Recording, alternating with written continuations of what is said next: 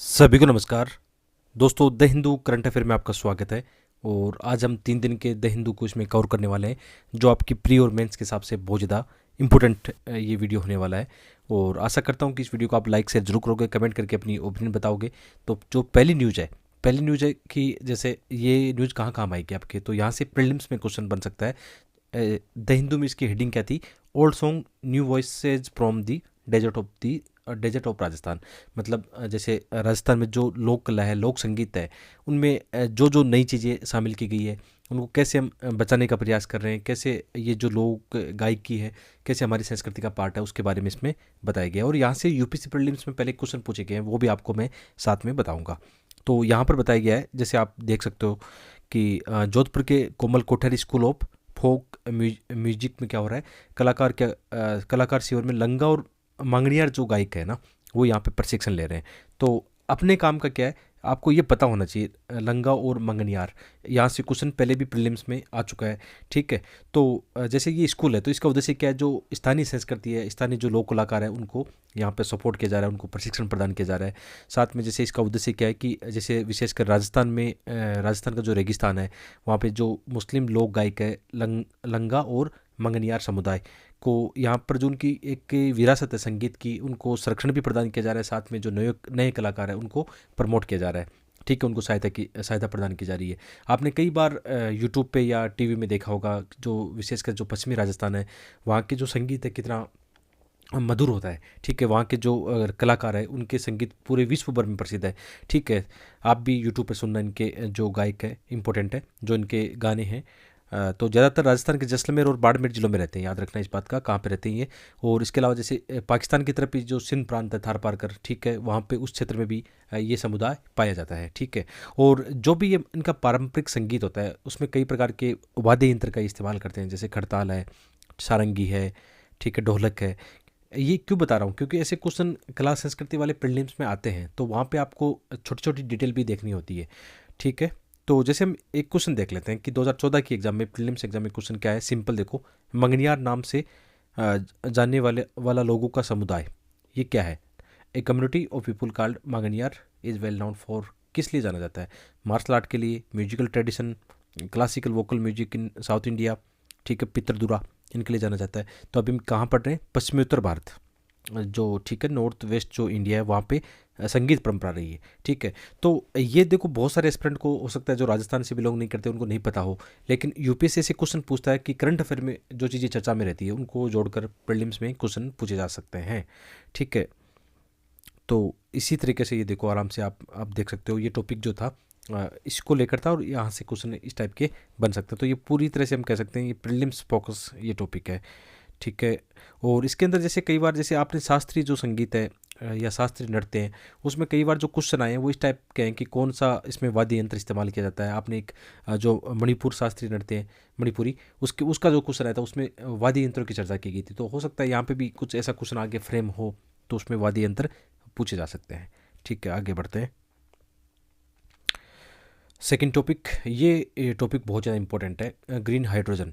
तो एक द हिंदू में एक बड़ा आर्टिकल और एडिटोरियल था, उसमें बताया गया है किस प्रकार हम हाइड्रोजन को लेकर, ग्रीन हाइड्रोजन को लेकर हम कैसी रणनीति अपना सकते हैं, और आने वाले वक्त में जो जीवाश्म ईंधन पर हमारा काफ़ी ज़्यादा निर्भरता है, उसको हम कम कर सकते हैं। ठीक है, ये बहुत इंपॉर्टेंट आर्टिकल इसलिए कि ये आपके कहाँ काम आएगा, यूपीएससी मेंस GS3 के अंदर ये टॉपिक काम आने वाला है, और बड़ा आर्टिकल है, और एक शानदार अप्रोच के साथ इसमें बताया गया है। अच्छे डाटा इसमें आपको मिल जाएंगे। और मैं इसको मानता हूँ कि जैसे आपकी 2023 की मेंस की एग्ज़ाम है, ठीक है, 24 में आप मेंस के एग्ज़ाम दोगे, है ना, आने वाले 1-2 सालों में, यहाँ से डायरेक्ट क्वेश्चन बनेगा इस टॉपिक से, क्योंकि ये बहुत ज़्यादा चर्चा में है। ठीक है, ग्रीन हाइड्रोजन को लेकर क्वेश्चन बनेंगे। प्रीलिम्स में तो ऐसे क्वेश्चन पहले आ चुके हैं, आगे भी आएंगे, क्योंकि काफ़ी ज़्यादा ये चर्चा में रहा है। तो अभी जैसे हम इस साल के बजट की बात करें, तो उसमें राष्ट्रीय जो हरित हाइड्रोजन मिशन है, उसके अंदर लगभग कितना 19,700 करोड़ रुपए का आवंटन किया गया है। सरकार इसको बहुत ज़्यादा महत्व दे रही है, और ये एक ऐसा कार्यक्रम है जिससे कहीं ना कहीं भारत को हरित हाइड्रोजन सुपर शक्ति के रूप में स्थापित करने में मदद मिलेगी। तो जैसे ये टॉपिक हमने देखा, ये तो एडिटोरियल इस प्रकार था कि जैसे इंट्रोडक्शन में आपको कुछ लिखना हो तो आप चाहो तो ऐसे इंट्रोडक्शन हम लिख सकते हो। आप भी ऐसे लिख सकते हो कि हाल ही का जो 2022-23 का जो केंद्रीय बजट है उसके अंदर इतने प्रावधान किया गया हाइड्रोजन मिशन को लेकर। तो ये सरकार की एक रणनीति, सरकार की एक अच्छी सोच दिखा रहा है। ठीक है, तो इसमें क्या होगा, क्या स्टेप होनी चाहिए, क्या इसमें महत्वपूर्ण है, किन किन चीज़ों का इसमें ध्यान रखना है, वो बातें बहुत इंपॉर्टेंट है। ठीक है, तो एक तरह से हमारे लिए मॉडल आंसर की तरह ये आर्टिकल है जो आपको बहुत ज़्यादा मतलब अच्छे मार्क्स भी दिला सकता है आने वाले वक्त में, यदि डायरेक्ट क्वेश्चन यहाँ से बना। और मैं सोचता हूँ कि यूपीएससी मेंस में से क्वेश्चन आते हैं। ठीक है, पहले की भी लगातार आप प्रीवियस ईयर के क्वेश्चन देखोगे तो इसी तरीके से फ्रेम होते हैं। तो जैसे क्यों इंपॉर्टेंट है, हमने जैसे 2030 तक हमने टारगेट रखा है कि गैर जीवाश्म जो स्रोत है उनसे ईंधन हम कितना प्राप्त करेंगे, 50% से अधिक जो बिजली हम प्राप्त करने वाले हैं। हमने कई बार पेरिस क्लाइमेट है या COP26 टू COP27 है, उसमें हमने हमेशा ये प्रतिबद्धता दिखाई है कि हम ऐसे लक्ष्य अचीव करने वाले हैं। तो ये लक्ष्य कैसे अचीव होगा, जब हम ग्रीन हाइड्रोजन है इनमें निवेश करेंगे, इनमें क्षमता हमारी विकसित करेंगे, तभी ये पॉसिबल हो पाएगा। ठीक है, इसके अलावा भी बहुत सारी इंडस्ट्री है, जैसे हम बात करें स्टील इंडस्ट्री है, सीमेंट है, उर्वरक है, परिवहन है या पेट्रोकेमिकल इंडस्ट्री, किस पर डिपेंड है, इन चीज़ों पर डिपेंड है। यदि हम ग्रीन हाइड्रोजन का विकास करते हैं, ठीक है, तो कहीं ना कहीं जो ग्रीन हाउस गैस है उनका उत्सर्जन कम होगा, क्योंकि इनमें बहुत ज़्यादा हम जानते हैं कि जीवाश्म जो ईंधन है वो यूज करते हैं इनका। तो कहीं ना कहीं ये इंडस्ट्री ऐसी है जिसमें ग्रीन जो हाइड्रोजन है इनका हम उपयोग कर सकते हैं। देखो, कहने का मतलब है कि जैसे ये भारी उद्योग, जितने भी उद्योग हैं जहाँ पर एनर्जी की बहुत ज़्यादा डिमांड है, ठीक है, जहाँ पर डिमांड है वहाँ पे हम सप्लाई करेंगे। तो इस इंडस्ट्री, जितने भी ये इंडस्ट्री है, इनको यदि हम ऐसे मोटिवेट करते हैं कि आने वाले वक्त में आपको भी ऐसी टेक्नोलॉजी में निवेश करना चाहिए या आपको कहीं ना कहीं डिमांड क्रिएट करनी चाहिए, तो फिर क्या होता है, जब डिमांड क्रिएट होगी तो सप्लाई भी हो जाएगी। तो इस आर्टिकल में ऐसी चीज़ें चर्चा की गई है कि कैसे मतलब ना केवल सरकार बल्कि इंडस्ट्री है उनको भी आगे आना होगा, जो स्टेक होल्डर है उनको भी आगे आना होगा। ठीक है, अपनी जो भी चीज़ें हैं वो सामने रखनी पड़ेगी। तो इसमें काफ़ी चीज़ें बताएगी इस तरीके से। तो ग्रीन हाइड्रोजन को हम कह सकते हैं कि बढ़ावा देने के लिए कहीं ना कहीं जो औद्योगिक विकास होना चाहिए, ये साथ साथ इसमें हो सकता है। और जैसे इसमें बात की गई कि जो ग्रीन हाइड्रोजन है ना, इसको प्राप्त करने की जो टेक्नोलॉजी होती है, जैसे पानी से कैसे हाइड्रोजन और ऑक्सीजन को अलग किया जाएगा। ठीक है, ये एक टेक्नोलॉजी काफ़ी महंगी होती है। ठीक है, अभी शुरुआती स्तर पर हम कह सकते हैं काफ़ी महंगी है। तो कहीं ना कहीं अभी हमें अच्छा वित्त भी चाहिए, अच्छा निवेश भी हमें चाहिए। तो इस दिशा में कई सारे प्रयास किए जा सकते हैं। साथ में ये भी दिया गया है कि कहीं ना कहीं जो ग्रीन हाइड्रोजन है ना, उसका कैसे हम परिवहन में उपयोग में ले सकते हैं, कैसे ऊर्जा के रूप में उपयोग में लेंगे, कैसे हम जैसे और भी कई सहयोगी मतलब कह सकते हैं कि इंडस्ट्री होती है उसमें काम आता है। ठीक है, उनमें भी काफ़ी चीज़ें यूज़ में ली जा सकती है। साथ में कुछ और भी चीज़ें आएगी, जैसे कैसे हम इसको जो परिवहन सेक्टर है उसमें इसको यूज में ले सकते हैं, कैसे बिजली का भंडारण को यूज में लेंगे, कई सारी चीज़ों की इसमें साथ में चर्चा की गई है। ठीक है, तो जैसे कि इसमें फ़ायदा क्या होगा कि हम भारत क्या कर सकता है, 2030 तक कम से कम 50 लाख टन उत्पादन का लक्ष्य अपना बना रहा हो, जो कि किसी भी अर्थव्यवस्था के लिए एक बड़ा लक्ष्य है। साथ में इससे क्या होगा, 100 से लेकर 125 गीगावाट जो नवीनीकरण ऊर्जा है उसका उत्पादन होगा। तो हमें देखना होगा कि हम किस प्रकार की टेक्नोलॉजी यूज में लेते हैं, उसमें भी हमें निवेश की बात देखनी होगी। साथ में इसमें एक जैसे 60 से लेकर 100 गीगावाट इलेक्ट्रोलाइजर की बात की जा रही है। इलेक्ट्रोलाइजर क्या होता है, ये ऐसी टेक्नोलॉजी होती है जिसमें रासायनिक अभिक्रियाएं होती है, कैसे अभिक्रियाओं को किया जाता है, जो यंत्र वगैरह होते हैं उनको बोलते हैं ऐसा। ठीक है, और इसमें काफ़ी निवेश की इसमें क्षमता बताई गई है। तो कहीं ना कहीं कई सारी चीज़ों को हमें इसमें साथ में देखना होगा। और हरित हाइड्रोजन की लागत हम कैसे कर सकते हैं आने वाले वक्त में, वो भी एक देखने वाली बात है। इसके लिए क्या बताया गया, इसमें 5 प्राथमिकताएं इसमें बताई गई है कि हमें क्या करना होगा, कैसे हम इस सेक्टर को आगे बढ़ा सकते हैं, कैसे ग्रीन हाइड्रोजन में निवेश कर सकते हैं। 4-5 चीज़ों को इसमें बताया गया है। तो पहली जो प्राथमिकता है वो क्या है, डोमेस्टिक डिमांड को देखना होगा कि डोमेस्टिक डिमांड बहुत ज़्यादा जरूरी है। एक तरफ हम कह रहे हैं कि ग्रीन हाइड्रोजन में हम एक वैश्विक शक्ति बन सकते हैं, लेकिन वैश्विक शक्ति तब तक नहीं बन सकती जब तक घरेलू स्तर पर हम अच्छा काम नहीं करते हैं। घरेलू स्तर पर इनको उत्पादन करने को लेकर, इसकी लागतें कम करने को लेकर जो डिमांड है, क्रिएशन होती है, उसको हम कैसे भरपाई करेंगे। तो ये चीज़ें इसमें बहुत ज़्यादा इंपॉर्टेंट रोल निभाएगी। साथ में इसमें बताया गया है कि कैसे मतलब जो मिशन हरित हाइड्रोजन है, ग्रीन हाइड्रोजन है, इसको समर्थन प्रदान करने के लिए लगभग जैसे 13,000 करोड़ का एक 5 साल का ग्रीन हाइड्रोजन ट्रांजिशन फंड का विकास किया गया है, जो कि इस सेक्टर को काफ़ी ज़्यादा एक तरह से हम कह सकते हैं सब्सिडी या निवेश करने वाला है, जिससे जो भी बाहरी उद्योगों की इसकी मांग बढ़ेगी तो उसको प्रोत्साहित किया जाएगा। ठीक है, कई प्रकार की इसमें निवेश की और आपूर्ति की बात की जा रही है। ये आर्टिकल थोड़ा बड़ा है, लेकिन देखो आपके पास 4-5 बिंदु होंगे ना इसको लिखने के लिए, 4-5 अच्छे एग्जाम्पल होंगे, वो इस आर्टिकल से आ पाएंगे, जो डाटा है वो इस आर्टिकल से आ पाएगा। तो आप इसको जरूर बताना। तो जैसे आप कहीं इसमें समाधान की बात करते हो तो आप ग्रीन हाइड्रोजन ट्रांजिशन जो फंड है उसकी बात कर सकते हो, उसमें बता सकते हो कि इसके अलावा जो बजट में चर्चा में रही चीज़ें उनको साथ में बता सकते हो। और इसमें जैसे साथ में ये है कि जो रिफाइनरी है, देखो इसमें कई बार ये होगा कि जैसे आपने ये सुना होगा हाइड्रोजन सीएनजी, सुना होगा नाम। इसका क्वेश्चन प्रीलिम्स में आ भी चुका है कि जो सीएनजी गैस है उसके साथ कैसे हम इसको मिक्स कर सकते हैं हाइड्रोजन को। तो कहीं ना कहीं ये ऐसा होगा कि परिवहन के अंदर भी क्रांति ला सकता है। तो जो ग्रीन हाइड्रोजन है उस सीएनजी को मिक्स करके भी हम ऐसी टेक्नोलॉजी अपना सकते हैं। तो इसमें बात की जा रही है कि कैसे हम जो रिफाइनरीज प्रोडक्ट है ना उनके साथ में इनको कैसे हम मिक्स करके जो अन्य प्रोडक्ट की बात की चल रही है जैसे हाइड्रोजन सीएनजी है वो भी हम साथ में पैदा कर सकते हैं। ठीक है। तो जो कहीं ना कहीं क्या होगा, जैसे एग्जांपल देके इसमें बताया गया था हमारा जो स्टील सेक्टर है इसके अंदर हम ऐसा कर सकते हैं कि अभी जैसे हम इसमें डाटा देके बताया गया कि भारत क्या कर रहा है, स्टील का दुनिया में दूसरा नंबर का उत्पादन करता है एक तरह से। तो स्टील के अंदर हमारे पास डिमांड है किसकी, एनर्जी की। तो कहीं ना कहीं इसमें हम एक उपयोग कर सकते हैं। तो भारत आने वाले वक्त में क्या कर सकता है, जो ग्रीन इस्पात है निर्यातक बन सकता है। तो ये चीज़ें एग्जाम्पल देके इसमें बताई गई थी। इसके अलावा जैसे इसमें एक निवेश की बात कर रहे थे कि कहाँ से निवेश आएगा, तो इसमें घरेलू और विदेशी निवेश भी होना चाहिए। इसके लिए हमें क्या करना होगा, जो भी पॉलिसी हम बना सकते हैं कि विदेशी निवेश को कैसे आकर्षित करेंगे, कैसे आकर्षित करेंगे। ठीक है। तो उसके लिए क्या पॉलिसी हो सकती है उसकी चर्चा इसमें की गई है। तो पहली जो देखो ये कीवर्ड भी याद रहेगी ना आपको तो काफ़ी है। पहला कीवर्ड याद रख लेना कि हमें क्या करना होगा, तो हमें जो घरेलू मांग है, डिमांड है, कैसे इसको पूरा कर सकते हैं। जो भी हम टूल अपना सकते हैं, जो भी रणनीति अपना सकते हैं उस पर ध्यान देना होगा। दूसरी बात हम कर सकते हैं कि देखो इसके अंदर एक बात की गई है कि कैसे फंड भारत सरकार इसमें अच्छा प्रयास कर रही है। फिर ये देखना होगा कि विदेशी निवेशकों को हम कैसे आकर्षित कर सकते हैं, उसके लिए क्या परियोजनाएं हो सकती है, क्या हमारे पास रणनीति हो सकती है, उसके लिए भी इसमें काफ़ी चर्चा में की गई है, बातें की गई है। इसके अलावा जैसे इसमें प्रोत्साहन योजना है, आपने कई बार ऐसी लिंक सब्सिडी के नाम सुना होगा। जैसे जो इलेक्ट्रोलाइजर है उसका निर्माण करने के लिए काफ़ी लागत लगती है, तो सरकार कहीं क्या कर सकती है, कहीं ना कहीं इनको सब्सिडी प्रदान कर सकती है। तो उसकी बात की गई है कि कैसे इस सेक्टर को हम आगे बढ़ा सकते हैं। ठीक है, ये पॉइंट आपको पता होना चाहिए।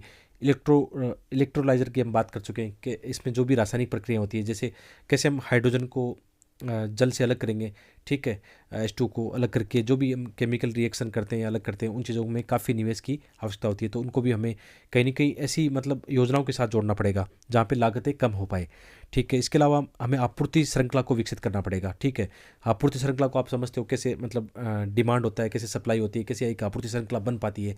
ठीक है, उस पर भी हमें देखना होगा। साथ में इसमें ये अच्छा पॉइंट बताया कि वैश्विक जो अच्छे एग्जाम्पल है उनके साथ हम जुड़ सकते हैं। जैसे वैश्विक स्तर पर इसमें एग्जांपल दिए गए जर्मनी, दक्षिण कोरिया, जापान, जिनका आपस में कुछ मतलब ऐसे एक तरह से टेक्नोलॉजी के लिए कह सकते हो आप, या कई इनोवेशन को लेकर आपस में जो समझौते होते हैं। तो हमें भी इनके साथ जुड़ना पड़ेगा। वैश्विक जो एग्जांपल है जापान है, यूरोपीय संघ है, इनके साथ जुड़ना पड़ेगा। जो भी फंड की व्यवस्था होती है उनके साथ हमें आपस में जुड़कर मिलजुल कर ये काम कर सकते हैं। तो इसमें वो भी बताया गया है। साथ में जैसे वैश्विक जो हरित हाइड्रोजन है अर्थव्यवस्था के लिए हमें जैसे ये देखना होगा कि अंतर्राष्ट्रीय स्तर पर इनके क्या नियम विकसित हो रहे हैं, कैसे इनकी मतलब डिमांड सप्लाई होगी, कैसे एक दूसरे के साथ टेक्नोलॉजी ट्रांसफर होगा, उन चीज़ों को भी इसमें साथ में बताया गया है।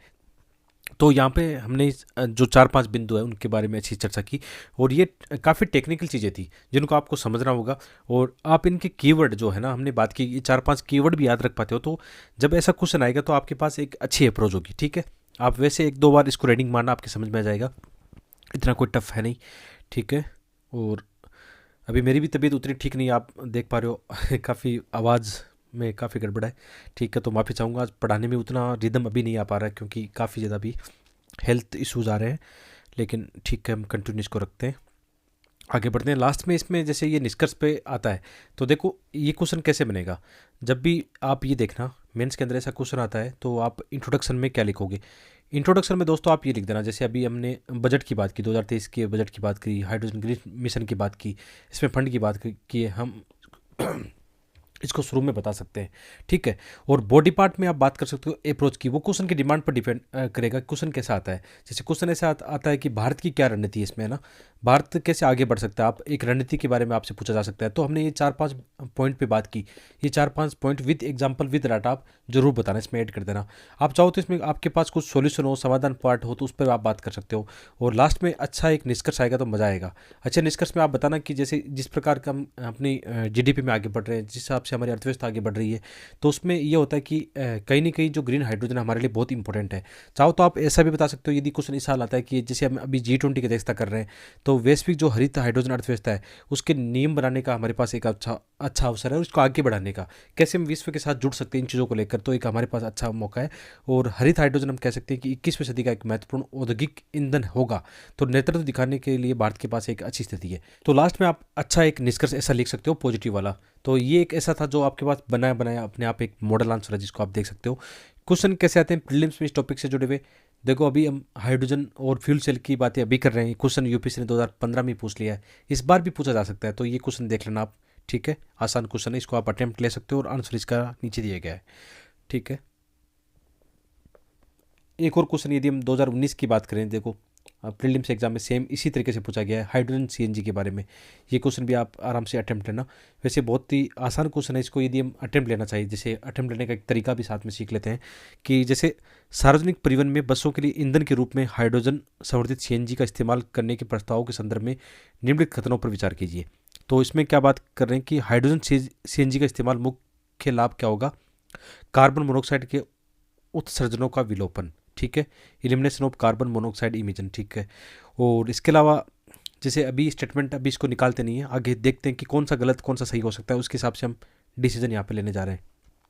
ठीक है, ईंधन के रूप में हाइड्रोजन सीएनजी कार्बन डाइऑक्साइड और हाइड्रोकार्बन उत्सर्जनों को कम करती है। निश्चित रूप से यदि इसमें ऐसा होता है तो कम करने की संभावना रहती है। बसों के लिए ईंधन के रूप में सीएनजी के साथ हाइड्रोजन को आयतन के आधार पर 5% तक मिलाया जा सकता है।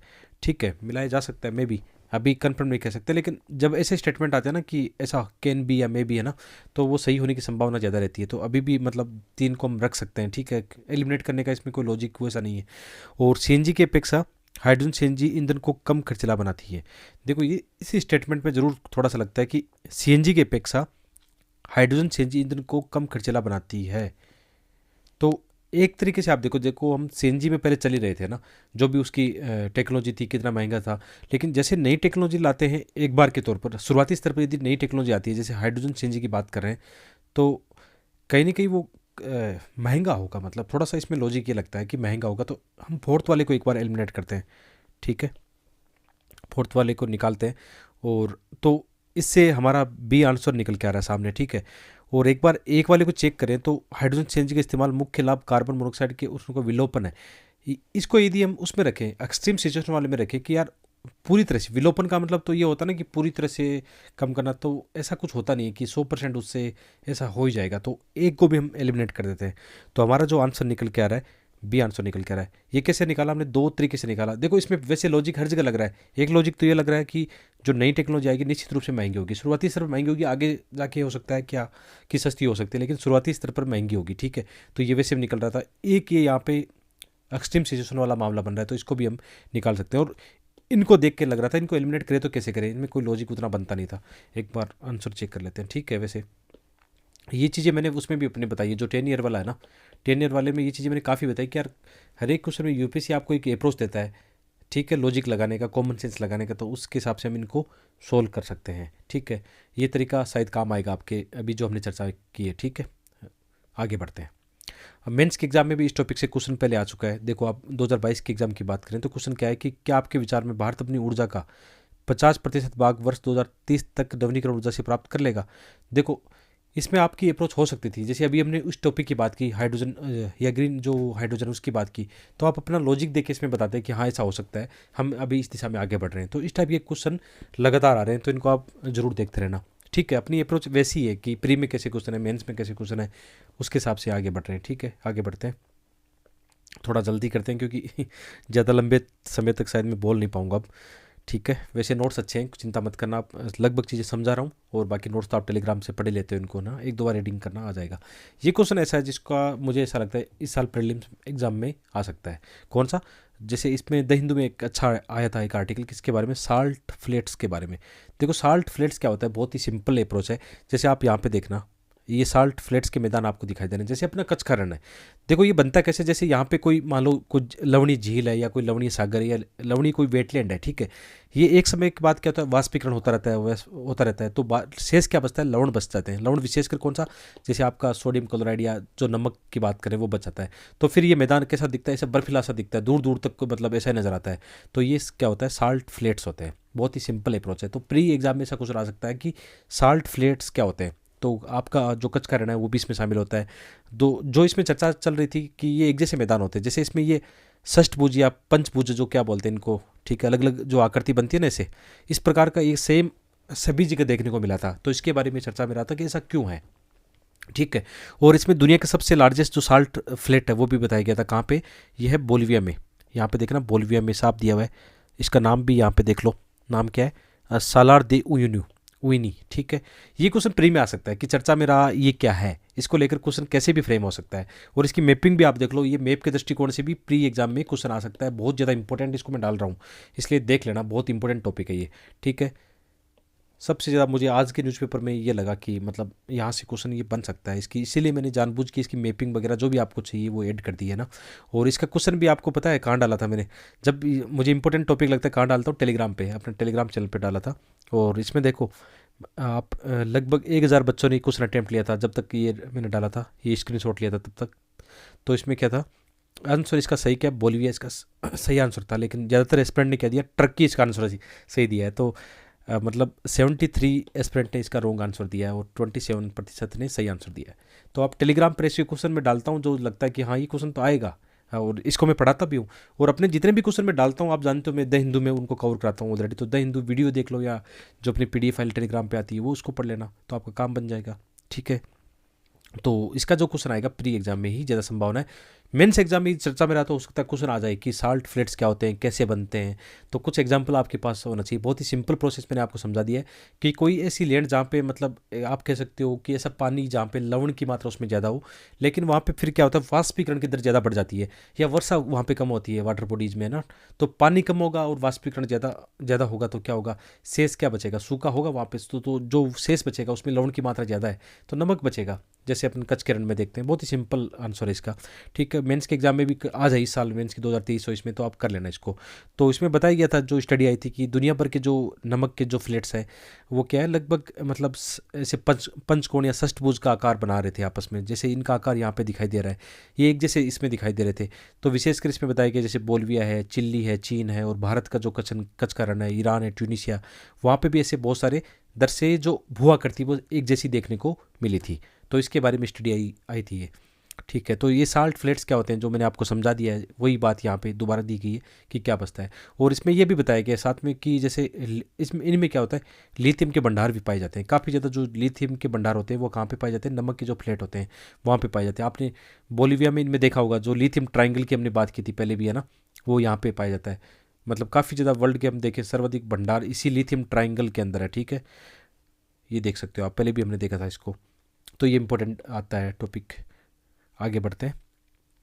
तो इसमें जो प्राकृतिक प्रक्रिया जो हमने बात की थी, वाष्पीकरण की दर होती है, फिर पानी वाष्पित होकर शेष क्या लवण बचता है, तो ये यहाँ पे बताया गया। तो सिंपल है, जो क्वेश्चन बनेगा मैपिंग के ज़्यादा चांसेस है, या मेंस में बनेगा तो साल्ट इनके बारे में पूछा जा सकता है।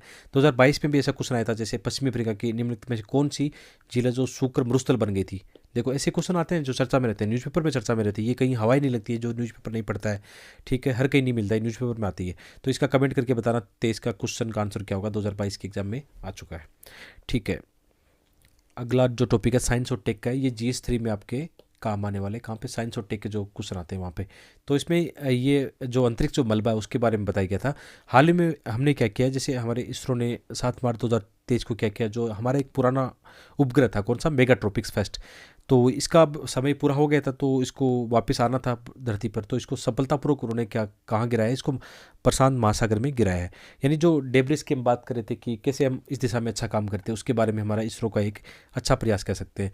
और विशेषकर जैसे हम जानते हैं कि जो लो अर्थ ऑर्बिट है हमारी, उसके अंदर काफ़ी ज़्यादा मलबा है। वो डाटा देख के भी बताया कि जैसे ऐसा क्वेश्चन आता है तो आपके पास अच्छे डाटा होने चाहिए, ठीक है। वो डाटा भी इसमें अच्छे से दिए गए हैं। जैसे विशेषकर इसमें डाटा दिए गए हैं कि 2023 के अंदर कितने उपग्रह लॉन्च किए गए हैं, 2022 में कितने किए गए, वो भी डाटा यहाँ पे दिया गया है। विशेषकर इसमें बताया गया है कि आजकल क्या हो रहा है, रॉकेट लॉन्च की संख्या बढ़ती जा रही है। विशेषकर जो निजी सेक्टर जब इसमें आया ना, उसके बाद में स्पेस के जो कचरे की समस्या बहुत ज़्यादा देखी जा रही है। और जैसे 2023 में भी इसमें बताया गया कि अंतरिक्ष में उपग्रहों की संख्या कितनी 10,000 से आंकड़े को पार कर गई है। डेब्रिस की संख्या भी बहुत ज़्यादा इसमें हो गई है। साथ में इसमें बताया कि कौन जिम्मेदार इसमें ज़्यादा है, तो सर्वाधिक जो डेब्रिस के मामले में हम कह सकते हैं, या जो उपग्रह ज़्यादा है, मतलब जिम्मेदार कौन है इसमें, रूस का 35% है, अमेरिका का 31% है, चीन का 29%, भारत का योगदान इसमें बहुत ही कम है, 0.5%। तो कहीं ना कहीं जब ऐसा क्वेश्चन आएगा तो आपके पास अच्छे डाटा होने चाहिए कि कहीं ना कहीं ये जो राष्ट्र, विकसित राष्ट्र जिनके ज़्यादा मतलब उपग्रह या जिनका मलबा कचरे के लिए जिम्मेदार ज़्यादा है, तो उनको इस दिशा में मतलब क्या करना चाहिए, प्रयास भी अच्छा करना चाहिए, ठीक है। वो डाटा इसमें देके बताया। ये मेंस के एग्जाम में क्वेश्चन ऐसा बनने की संभावना रहती है हमेशा, ठीक है। तो ये हमारा टॉपिक था, ये वीडियो था आज का पूरा हुआ। कमेंट करके बताना आज का वीडियो आपको कैसा लगा, ठीक है। और ऐसे ही लगातार प्री और मेंस के हिसाब से अच्छे टॉपिक वाली वीडियो में लेकर आता रहूँगा। बहुत बहुत धन्यवाद।